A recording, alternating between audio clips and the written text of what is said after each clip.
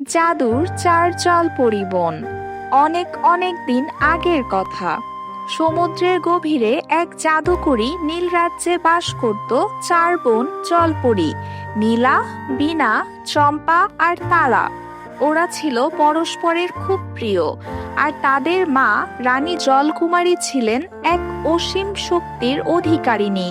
কিন্তু একদিন আচমকা এক দুঃস্বপ্ন নেমে আসে তাদের জীবনে। এক রাতে বীণা বলে, দিদি, আমি মাকে কোথাও দেখতে পাচ্ছি না, সবখানে খুঁজলাম, মা নেই। নীলা বলে, না, এমন হতেই পারে না, মা কখনো কিছু না বলে কোথাও যায় না। কিছুর গোলমাল হচ্ছে, সমুদ্রে ঢেউ যেন কাঁপছে।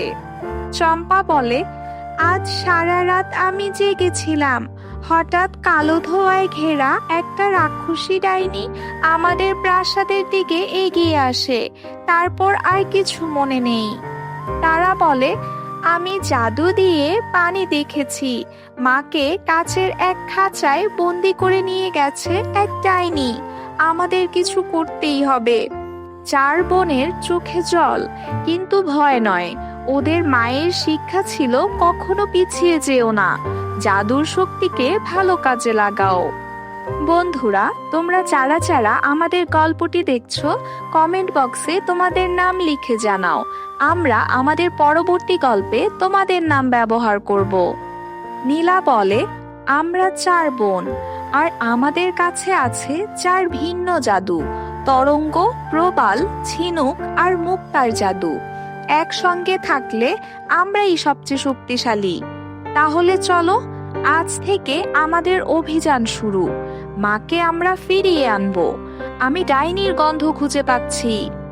তারা বলে, আমায় ঝিনুকের জাদু দিয়ে আমি দেখতে পাচ্ছি ডাইনির আসল শক্তি লুকিয়ে আছে তার গলার হাড়টিতে, সেটা ভেঙে দিলে ও দুর্বল হয়ে পড়বে। চম্পা বলে, তাহলে আমাদের পরিকল্পনা করতে হবে। আমি প্রবালের জাদু দিয়ে এক ছায়াজাল বানাতে পারি, যাতে আমরা ওকে ধরা ছাড়া ভেতরে ঢুকতে পারি। চার জলপরী বোন তৈরি হলো তাদের প্রথম অভিযান শুরু করতে।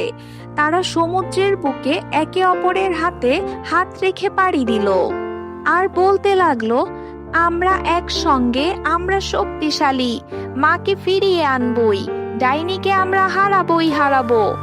পরের দিন ভোরের তারা ছুটে চলল উত্তরপুরের সেই অন্ধকার গহ্বরে, যেখানে ডাইনি রানী অগ্নিকা বন্দি করে রেখেছে তাদের মাকে। কিন্তু গুহার পথ আগলে বসে আছে দানবাকৃতি জলসাপ আর ডাইনির রাক্ষস প্রহরীরা। তারা বলে, আমার ঝিনুকের আলো দিয়ে আমরা অন্ধকার ভেদ করে ভেতরে ঢুকতে পারি, কিন্তু ওরা আমাদের গন্ধ পেয়ে যাবে। তখন নীলা বলে, তাহলে আমি তরঙ্গ জাদু দিয়ে একটা ঢেউ বানাই, যাতে আমরা ঢেউয়ের আড়ালে লুকিয়ে যাই। তবে এখনই সময়, আমাদের দেরি করা চলবে না। মা হয়তো এখনই আমাদের আশায় বসে আছে। চার জলপরী বোন ঢুকে পড়ল ডাইনির দুর্গে, কিন্তু ভিতরে ঢুকতেই ভয়ঙ্কর আওয়াজ। ডাইনি অগ্নিকা বলতে থাকে, কে কে এলো রে আমার অন্ধকার প্রাসাদে? কার এত সাহস আমাকে চ্যালেঞ্জ করার? ডাইনির চোখ লাল, চারদিকে জ্বলছে আগুন, কিন্তু জলপরীরা পিছিয়ে গেল না। ডাইনি অগ্নিকা গর্জে উঠল, তার চোখ আগুনের মতো লাল আর মুখে হিংস্র হাসি। ডাইনি অগ্নিকা বলে, তোমরা চারটা জলপরি বাচ্চা আমার সাথে খেলতে এসেছো।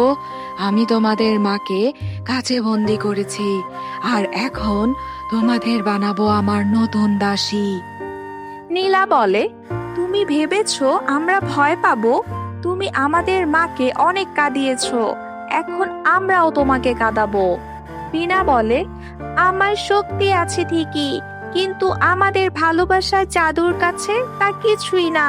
মার জন্য আমরা শেষ পর্যন্ত লড়বো। ডাইনি অগ্নিকা হাওয়ায় হাত ঘোরাতেই বিশাল আগুনের বল তৈরি হলো, চারদিকে আগুন। তারা বলে, সবাই একসঙ্গে ঝিনুক ঢাল তোলো, আমার ঝিনুক শক্তি আগুনকে পানি বানিয়ে দেবে। তারা ঝিনুকের আলো ছড়াতেই আগুনের বল গলে গেল। অগ্নিকা চিৎকার করে উঠল, না, এভাবে ধরা পারবি না, আমি অমর, আমার গলার হার না ভাঙলে আমি মরবো না। চম্পা বলে, তাহলে তো এবার সময় এসেছে আমার প্রবাল জাদুর, আমি বানাবো হাড় ভাঙা জাল। চম্পা প্রবাল দিয়ে তৈরি করলো এক জাদুর জাল। সেটা উড়ে গিয়ে গলা পেঁচিয়ে ধরলো ডাইনির। ডাইনি ছটফট করতে লাগলো। ঠিক তখনই নীলা বলে, এই নাও তরঙ্গ শক্তির শেষ ঢেউ। সে বিশাল এক নীল তরঙ্গ তৈরি করে ডাইনির হাড় সহ গলা ভাসিয়ে দিল। হাড়টা ভেঙে খান খান হয়ে গেল। ডাইনি অগ্নিকা বলতে থাকে, আমার হার, আমার শক্তি চলে যাচ্ছে, আমি গলছি, হে পরীরা, দয়া করো, দয়া করো আমাকে। ডাইনি গলে গেল সমুদ্রের বালিতে। বাতাস থেমে গেল, আগুন নিভে গেল, চারিদিকে আলো ছড়িয়ে পড়ল। হঠাৎ এক ঝলক আলোতে কাচের খাঁচা ভেঙে গেল। ভেতর থেকে বেরিয়ে এলেন রানী জলকুমারী। রানী জলকুমারী বলেন, আমার মেয়েরা, তোরা আমাকে বাঁচিয়ে দিলি। আমি জানতাম আমার সাহসী পরীরা আমাকে একা হতে দেবে না। বিনা বলে, মা, আমার খুব ভয় লেগেছিল, কিন্তু তোমার কথাই মনে রেখেছি। ভালোবাসা আর একতা দিয়েই শয়তানকে হারানো যায়। তারা বলে, এখন আমরা আবার একসাথে, আর কেউ আমাদের পরিবার ছিনিয়ে নিতে পারবে না। তারপর চার বোন আর তাদের মা ফিরে গেল জাদুর নীল রাজ্যে। সেখানে তারা আবার হাসতে লাগলো, গান গাইতে লাগলো, আর সমুদ্রের সব মাছ, ঝিনুক আর প্রবাল খুশিতে নাচতে লাগলো। আর সেই দিন থেকে সমুদ্রের তলায় যখন কেউ সাহস হারায়, তখন ঢেউয়ের গর্জনে শোনা যায়, আমরা একসঙ্গে, আমরা শক্তিশালী। ভালোবাসা আর বিশ্বাস থাকলে সকল অশুভ শক্তি পরাজিত করা যায়। আর সেদিনের পর থেকে আর কখনোই ডাইনির আগমন ঘটল না। সবাই সুখে শান্তিতে বসবাস করতে লাগলো। তো বন্ধুরা, কেমন লাগলো আমাদের গল্পটি? তোমরা যদি আমাদের চ্যানেলে নতুন হয়ে থাকো, তাহলে আমাদের চ্যানেলটিকে একটি সাবস্ক্রাইব করে দিও। আর নতুন নতুন গল্প পেতে আমাদের সাথেই থেকো।